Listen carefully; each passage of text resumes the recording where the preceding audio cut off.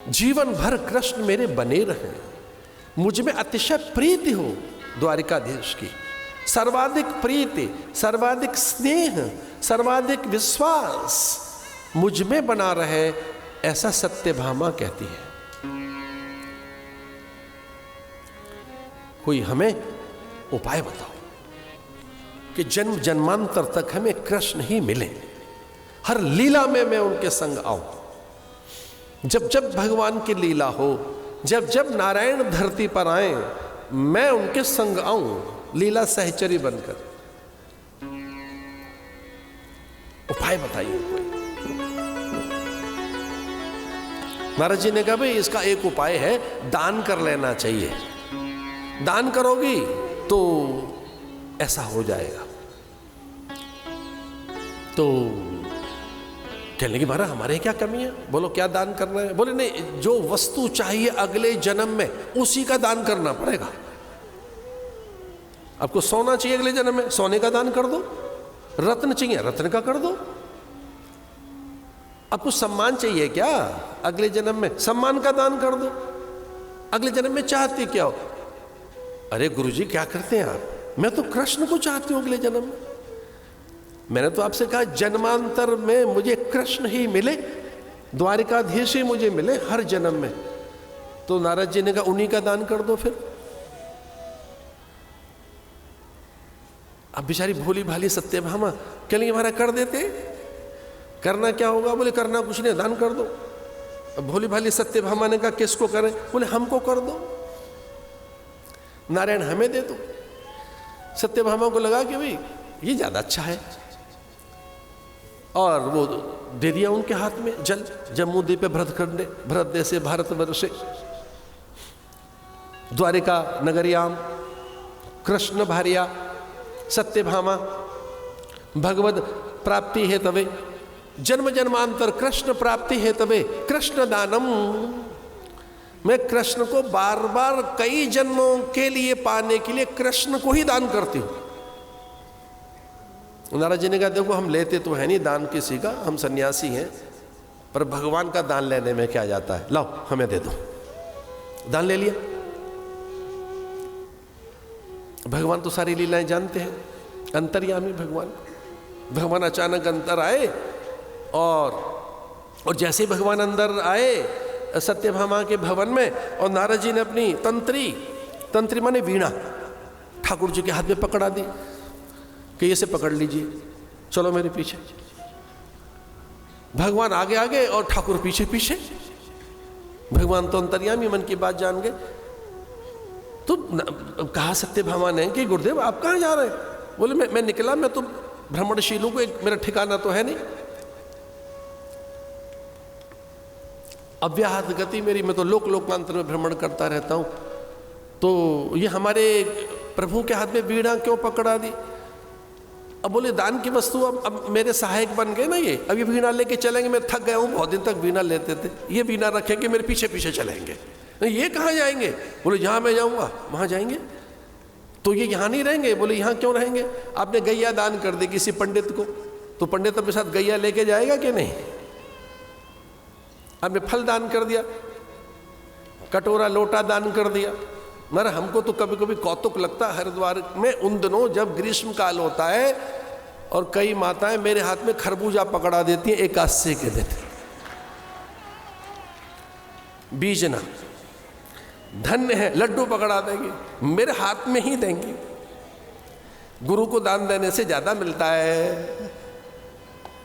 दीजिए। और उनका आदर करने के लिए हमको लेना भी पड़ता है, उनकी भावनाओं को ठेस न लगे। हमने एक दिन उनसे कहा कि ये क्या पकड़ाती रहती हो, कभी बच्चे ही दान कर दो। कितना अच्छा हो किसी शुभ मुहूर्त में बालक हमें दे दिया जाए तो ढंग के साधु हम बनाएं, ऐसा नहीं करेंगे। खरबूजा देंगे, बीजना देंगे। बीजना जानते हो? पंखा। आश्चर्य तब होता है कि कई बार कुछ माताएं मुझे लोटा पकड़ा देती है गंगा जल का, क्या ये काशी कहते हैं जल दान कर रहे हैं। किसको? आपको। ये बहुत अच्छी बात है। दान में पात्र ढूंढते हैं कुछ लोग, कि गुरु से ज्यादा पात्र अच्छा कौन मिलेगा? ये सत्पात्र तो यही तो है। हमारा गुरु गंगा जल पीता है, इसी को पकड़ाओ गंगा जल। कई बार ऐसा हुआ। सत्यभामा बड़ी व्याकुल हुई, उन्होंने कहा गुरुदेव आपने ठीक नहीं किया। बोले मैंने कहा ठीक नहीं किया? आपने ठीक नहीं किया। आप अगले जन्म की बात क्यों कर रही थी हमसे? आपने अगले जन्म की बात की है तो अब ये मिल जाएंगे अगले जन्म में। कह रही आप इन्हें तो छोड़ ही दो। तो नारद जी को लगा छोड़ देते हैं, निष्क्रय कर दो इनका, इनके एवज में, इनके बदले में कुछ और दे दो चीज, कोई ऐसी मूल्यवान वस्तु, बहुमूल्य वस्तु, प्रिय वस्तु, अच्छी वस्तु, कोई ऐसी काम की कोई चीज दे दो इनके बदले में, तो इन्हें हम आपको दे देंगे, वो वस्तु हम ले जाएंगे। अब देखो यहां भी कई बार उनकी कितनी बड़ी भूल थी ये, या कहें भगवान की लीला, क्योंकि होता तो वही है जो ठाकुर चाहता है। हुई वही जो राम रच राखा, को करे तर्क बढ़ावे शाखा। तर्क को तर्क तो हम मनुष्यों के हैं, अन्यथा तो भगवान का विधान सर्वथा कल्याणकारी। अब अचानक ही ऐसा लगा सत्यभामा को कि अब ये देखो भगवान इनसे हमने लेने ही है, तो सामान्य वस्तु क्या दे इन्हें थोड़ा सोना ही दे देते हैं। और है क्या, ठाकुर का वजन है कितना, इनके बराबर सोना ही तोल देते। कई बार गलती होती रहती है हम लोगों से, और वो सोना तराजू पे कन्हैया कृष्ण भगवान रख दिए गए एक पलड़े में, और सोना इतना चढ़ता गया कि ठाकुर टस से मस नहीं होता उसका पलड़ा। ठाकुर नीचे, और कितना स्वर्ण, कितने आभूषण, क्या क्या नहीं चढ़ गया। भगवान मौन बैठे। अब ये कहने लगे कि क्या जी हम अपने भगवान से बात कर सकती हैं? बोले जी वैसे तो मेरे आधीन है आपका ठाकुर, बात तो नहीं कर सकते आप, ये संकेत में बात कुछ कर लो इनसे। कहते थोड़ी छूट तो दो हमको कि चलो बात कर लो संकेत में। अब ठाकुर जी ने संकेत किया कि रुक्मणी को बुलाओ, वो रास्ता निकालेंगे, ऐसा संकेत कर दिया। छोटी बड़ी के कुछ होंगे ना संकेत, इतनी है घर में तो कोई तो संकेत होगा, बार बार नाम तो नहीं लेते होंगे, उनको ले आओ, इन्हें ले आओ, उन्हें ले आओ। आ गई रुक्मणी। रुक्मणी ने कहा भाई ये सब क्या हो रहा है? कि भाई मुझे ठाकुर है मेरे, इन्होंने मुझे दान कर दिया, निष्करण करना है, इसके एवज में ये सोना देना चाहती थी। तो उन्होंने कहा अरे भाई ठाकुर को तोलना ही तो है, इसके बदले ही तो कोई चीज देनी है, लाओ हम देते हैं। सारा सोना हटाया, और रुक्मणी ने एक तुलसी के पत्ते पर लिख दिया श्री कृष्ण।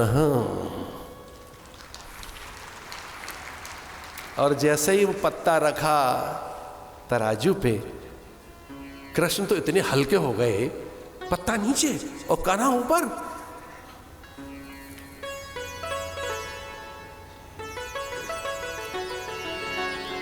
नारद जी ने पत्र उठाया और ग्रहण कर लिया, ये कहकर कि जब दान लिया है तो दान की वस्तु ग्रहण भी करनी चाहिए, और ये कहकर उनके कान में कि इतना हल्का ठाकुर हम लेके क्या करेंगे, तुलसी के पत्ते पे ही तुल गया, इतनी हल्की चीज हमें नहीं चाहिए, आप ही रखो। किस बात पे तुल गया? पत्ते पे तुल जाता है। सोना ऐसे अच्छा नहीं लग रहा है, सोने पे भारी हो गया, पत्र पर तुल गया।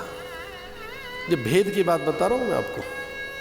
इसका अर्थ ये है कि सभी साधन सामग्रियों में श्रेष्ठतम कोई सामग्री है, तुलसी पत्र है, इससे बड़ा कोई साधन नहीं।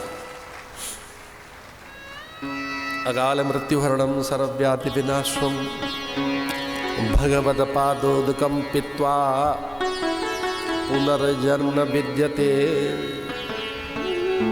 हम तो आपसे निवेदन करेंगे कि तुलसी पत्र प्रभु को नित्य चढ़ाओ, बिल पत्र महादेव को, दूर्वा चढ़ाइए गणेश जी को,